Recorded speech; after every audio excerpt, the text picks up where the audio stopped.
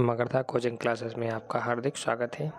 आज हम एडग्रेड अभ्यास पुस्तिका विज्ञान कक्षा 7वीं के अध्याय 3 को किस प्रकार से भरना है वो देखेंगे। ठीक है, तो आगे बढ़ते हैं।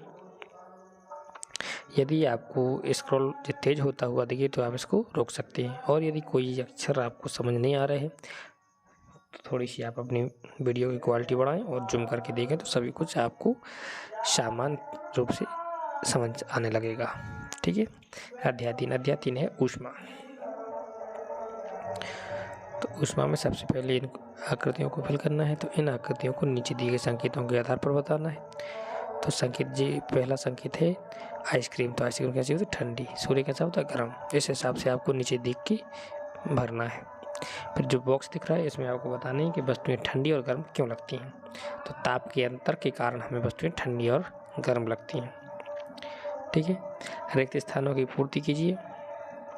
ताप का मापन तापमापी से किया जाता है। मानव शरीर का सामान्य ताप 37 डिग्री सेल्सियस होता है। ऊष्मा का प्रवाह सदैव गर्म वस्तु से ठंडी वस्तु की ओर होता है। रबर, लकड़ी एवं प्लास्टिक ऊष्मा के कुचालक होते हैं। दिन के समय स्थल जल की अपेक्षा शीघ्र गर्म होता है। ठीक है, सही विकल्पों को देखिए। ठीक है, सही विकल्प देखें तो बोझों को बुखार आने पर डॉक्टर द्वारा उसके शरीर के ताप को मापने के लिए उपयोग किया गया उपकरण थर्मामीटर है। तो पहले का सही उत्तर थर्मामीटर हुआ। लोहे के तवे का हत्था लकड़ी का बनाया जाता है क्योंकि लकड़ी होती है ऊष्मारोधी। ठीक है, समुद्र समीर किसे कहते हैं? समुद्र की ओर से आने वाली वायु को समुद्री समीर कहते हैं। चौथा देखें, डॉक्टरी थर्मामीटर के बल्ब में किस धातु का उपयोग किया जाता है? तो सही उत्तर है पारा। यदि कोई व्यक्ति बुखार से पीड़ित है तो उसके शरीर का ताप 39.5 डिग्री सेल्सियस होता है। ठीक है, अति लघु उत्तरीय प्रश्न देखें। सूर्य द्वारा पृथ्वी तक ऊष्मा किस प्रक्रम द्वारा पहुंचती है? उस प्रक्रम का नाम लिखिए। तो जिस प्रक्रम से आती है उसका नाम बताना है अपन को। तो सूर्य द्वारा पृथ्वी तक ऊष्मा विकिरण के माध्यम से पहुंचती है। ठीक, ये कुछ वस्तुओं के नाम दिए हैं, उसमें से आपको ठंडी वस्तुओं और गर्म वस्तुओं को छांटना है। ठीक, तो ठंडी वस्तुओं में आइसक्रीम, फलों का रस, बर्तन का हत्था, आइसक्रीम में रखी लकड़ी की चम्मच और फ्रिज में जमी बर्फ इसके सही उत्तर है। अब गर्म वस्तुएं देखिए।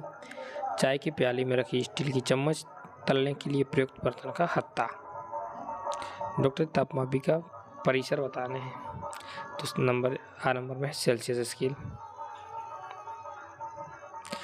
तो इस जो सेल्सियस स्केल है इसका परास 0 डिग्री सेल्सियस से 100 डिग्री सेल्सियस होता है। ठीक है, इसका मतलब होता है कि 0 डिग्री सेल्सियस पर कोई वस्तु मतलब बर्फ बन जाएगी और 100 डिग्री सेल्सियस पर उबलने लगेगी पानी के लिए। और फ़ारेनहाइट है तो जो 32 डिग्री सेल्सियस से 212 डिग्री सेल्सियस तक होता है। ऊष्मा चालक को परिभाषित कीजिए। तो वे पदार्थ जो ऊष्मा का चालन करते हैं ऊष्मा की चालक कहलाती हैं, जैसे लोहा, स्टील, सोना, चांदी आदि। ऐसे पदार्थ जो ऊष्मा का स्थानांतरण नहीं करते उनको परिभाषित कर उदाहरण से लिखिए। तो वे पदार्थ जो ऊष्मा का स्थानांतरण नहीं करते उन्हें कुचालक पदार्थ कहते हैं, जैसे रबड़ है, सूखी लकड़ी है। ठीक, अगला प्रश्न देखिए। क्या डॉक्टरी थर्मामीटर के स्थान पर प्रयोगशाला थर्मामीटर का उपयोग कर सकते हैं? नहीं, क्योंकि डॉक्टरी थर्मामीटर का परास कम जबकि प्रयोगशाला थर्मामीटर का परास अधिक होता है, जिससे जो रीडिंग है वो सही तरीके से प्राप्त नहीं हो पाएगी। 7वां देखिए, डॉक्टरी तापमापी के स्थान पर अब अंकीय अर्थात डिजिटल थर्मामीटर का उपयोग क्यों अधिक किया जाने लगा है? डॉक्टरी तापमापी के स्थान पर अब डिजिटल थर्मामीटर का उपयोग किया जाने लगा है क्योंकि इसके द्वारा मापा गया ताप पूर्णतः सही होता है। गर्मी की ऋतु में सफ़ेद रंग के कपड़े एवं सर्दियों की ऋतु में गहरे रंग के कपड़े पहनना क्यों सुखद लगता है? ठीक है, 8वां प्रश्न है, इसका उत्तर देखिए। क्योंकि सफ़ेद रंग के कपड़े प्रकाश को परावर्तित कर देते हैं जिससे गर्मी कम लगती है, जबकि गहरे रंग के कपड़े ऊष्मा को अवशोषित कर लेते हैं जिससे गर्मी ज़्यादा लगती है। इसलिए सर्दियों के लिए गहरे रंग के कपड़े अच्छे होते हैं। प्रयोगशाला थर्मामीटर की परिसर लिखिए। तो प्रयोगशाला थर्मामीटर का जो परास है वो -10 डिग्री सेल्सियस से 110 डिग्री सेल्सियस तक होता है। दिए गए प्रश्न देखिए, ऊष्मा चालन व ऊष्मा संबंध प्रक्रम को उदाहरण से समझाइए। तो ठोस वस्तुएं ऊष्मा स्थानांतरण की जिस प्रक्रम से गर्म होती हैं उसे चालन कहते हैं, जैसे लोहे की छड़ का गर्म होना, जबकि द्रव पदार्थ जिस प्रक्रम के माध्यम से गर्म होती है उसे संबंध कहती है। ठीक। 11 प्रश्न देखिए, अधिक सर्दियों में आप एक मोटे कंबल या एक के ऊपर एक जुड़े 2 पतले कंबल में से किसका चुनाव करेंगे? अधिक गर्मियों में हम एक के ऊपर एक जुड़े 2 पतले कंबलों का चुनाव करेंगे। ठीक है। 12 प्रश्न देखिए, डॉक्टरी थर्मामीटर का नामांकित चित्र बनाकर संरचना का वर्णन कीजिए। तो डॉक्टरी थर्मामीटर एक कांच की पतली नली होती है जिसके मध्य भाग में तथा बल्ब में पारा नामक द्रव धातु भरी होती है, उसी के आधार पर ताप का मापन किया जाता है। ये रहा आपकी डॉक्टरी थर्मामीटर का चित्र।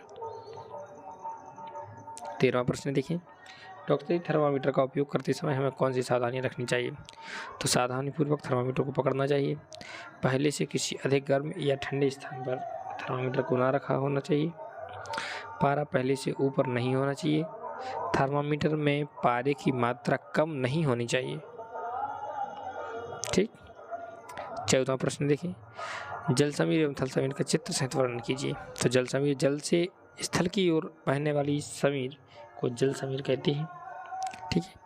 इसका आपको चित्र है जो वो आपकी जो पाठ्य पुस्तक है विज्ञान कक्षा 7वीं की, उसकी पृष्ठ नंबर अर्थात पेज नंबर 32 पर इसका आपको चित्र मिलेगा, जिसे आपको इस ऊपर वाली बॉक्स में बना देना है। ठीक है। थल समीर देखिए, स्थल से जल की ओर बहने वाली समीर को थल समीर कहते हैं। ठीक है। इसका चित्र भी आपको पेज नंबर 32 पर प्राप्त हो जाएगा, जो आप अच्छे से बनाएं। क्वेश्चन नंबर 15 देखें, काला पॉलिश किए पात्र एवं श्वेत पॉलिश किए पात्र में पानी भरकर दोपहर में 2 घंटे पर रखने पर किस पात्र का पानी कम गर्म होगा एवं क्यों? तो कम गर्म वाला बताना है। तो श्वेत पॉलिश वाली पात्र का पानी कम गर्म होगा, क्योंकि श्वेत पॉलिश ऊष्मा एवं प्रकाश को परावर्तित कर देता है, जिससे पात्र गर्म नहीं हो पाता। ठीक। प्रश्न नंबर 16 देखें, क्या ऐसे भवनों का निर्माण संभव है जिसमें मौसम के अनुसार प्रभाव न हो? नहीं, ऐसे भवन का निर्माण संभव नहीं है, क्योंकि प्रत्येक प्रकार के भवन पर मौसम का प्रभाव पड़ता है। हाँ, लेकिन आधुनिक यंत्रों लिखा है वहाँ पे, यंत्र नहीं।